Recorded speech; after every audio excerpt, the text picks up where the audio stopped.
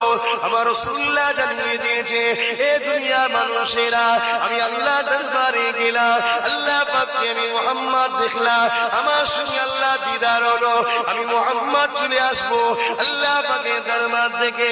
আল্লাহ পাককে বলেছিলাম, ও রব্বি আল্লাহ পাক, আমি তো আপনাকে দেখলাম, আপনার সঙ্গে আমার দিদার হলো, আমার উম্মতিরা আপনাকে কি দেখতে পাবে না?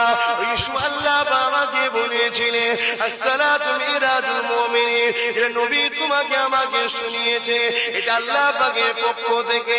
এ দুনিয়া মানুষেরা, নামাজ এমন একটা আমল, মুমিনদের জন্য আল্লাহ পাকের দিদার স্বরূপ।